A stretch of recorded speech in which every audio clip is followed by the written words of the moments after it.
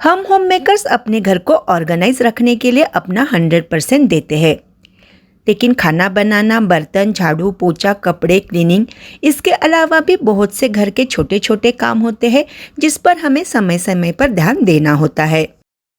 Hello everyone, welcome back to my channel.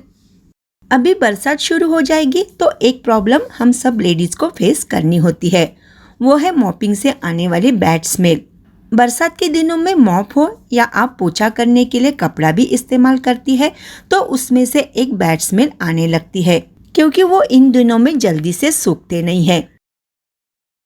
इसलिए mopping करते वक्त पानी में क्लीनर के साथ साथ थोड़ा सा लिक्विड डिटर्जेंट, थोड़ा सा विनेगर और आधी चम्मच वैनिश डाल दे। वैनिश ब्लीच का काम करता है तो मॉप अच्छे से क्लीन हो जाता है और लिक्विड डिटर्जेंट से एक अच्छी सी स्मेल आती है। अगर मॉप ज़्यादा खराब हो गया है तो आप इस तरह के पानी में उसे रात भर भिगो के रख दे तो मॉप अच्छे से क्लीन हो जाता है। अगर हम साफ और सूखे मॉप से या कपड़े से क्लीनिंग नहीं करते तो फ्लोर साफ होने के बजाय और गंदा हो जाएगा। मॉप बराबर ना सूखने की वजह से उसमें से एक स्मेल आने लगती है और उसी मॉप से या कपड़े से हम पोछा लगाते हैं तो वो स्मेल पूरी घर भर फैल जाती है। इसलिए यूज़ किए हुए मॉप या कपड़े को हमें अच्छे से क्लीन और सुखाना बहुत ज़रूरी होता है। मॉपिंग के बाद सादे पानी से मॉप को अच्छे से धोना है और मॉप स्टिक को एक ऐसे जगह हैंग करके रखें जहां पर उसे अच्छी हवा लग जाए। अगर आपके घर में अलग से यूटिलिटी एरिया है तो आप उसे वहां पर रखें तो वो जल्दी सूख जाएगा और फिर उसमें से बैड स्मेल नहीं आएगी। किचन काउंटर टॉप की क्लीनिंग अगर हम सही तरीके से करें तो हमारा काउंटर टॉप हमेशा चमकता हुआ दिखता है। मैं अपने काउंटर टॉप की क्लीनिंग करने के लिए पानी में लिक्विड डिश वॉश मिला के रखती हूँ। इस पूरी बॉटल में मैं सिर्फ आधा चम्मच ही लिक्विड डिश वॉश मिलाती हूँ तो भी क्लीनिंग आसानी से हो जाती है। अगर आपके यहाँ हार्ड वाटर आता है तो काउंटर टॉप पर पानी बिल्कुल भी ना रहने दे। पानी को वाइपर की हेल्प से अच्छे से निकाल ले और बाद में सूखे कपड़े से अच्छे से पोंछ ले। इससे काउंटर टॉप के ऊपर पानी के सफेद दाग नहीं पड़ेंगे और काउंटर टॉप हमेशा चमचमाता हुआ दिखेगा। पिछली बार हमने जब काउंटर टॉप का काम किया था तो स्विच बोर्ड के लिए फिर से दीवार में काम करना पड़ा। तब से हम पेंटर को बुला रहे हैं पर वो आ ही नहीं रहा, इसलिए अब मैंने सोचा ये काम मैं खुद ही कर लेती हूँ। उसके लिए पुट्टी को पानी में घोलकर थिक सी पेस्ट बना ली है।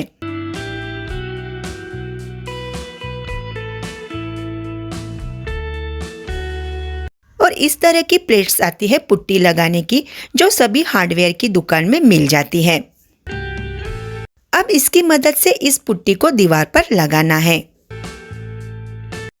वैसे प्रोफेशनली हम ये काम नहीं करते तो एकदम परफेक्ट तो काम नहीं होगा, फिर भी ट्राई तो कर ही सकते हैं।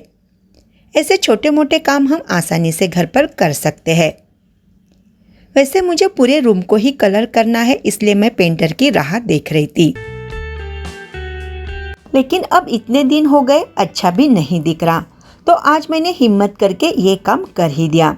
पहला कोट सूखने के बाद फिर दूसरा कोट लगवाना होता है और जब ये सूख जाएगा तो उसके बाद फिर सैंड पेपर से इसे अच्छे से घिस लेना होता है और उसके बाद फिर मैं इसे कलर कर दूंगी।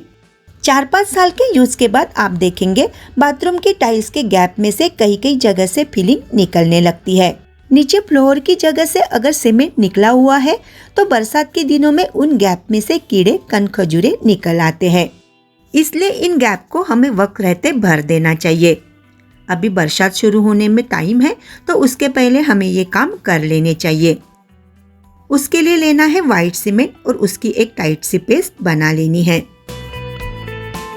और जिस जिस जगह पर गैप है वहां पर हमें ये सीमेंट भर देना है। हाथ में ग्लोव जरूर पहने क्योंकि वाइट सीमेंट से हाथ खराब हो जाते हैं। एक्स्ट्रा का आजू बाजू में लगा हुआ सीमेंट कपड़े से अच्छे से पोंछ लेना है। ये काम हमें बाथरूम का यूज हो जाने के बाद करना है क्योंकि सीमेंट लगने के बाद हम पानी का इस्तेमाल नहीं कर सकेंगे। तो फ्रेंड्स, आज के लिए इतना ही। आई होप आपको ये टिप्स पसंद आई होगी। तो प्लीज़ लाइक कीजिए, शेयर कीजिए और मेरे चैनल को सब्सक्राइब करना ना भूलें।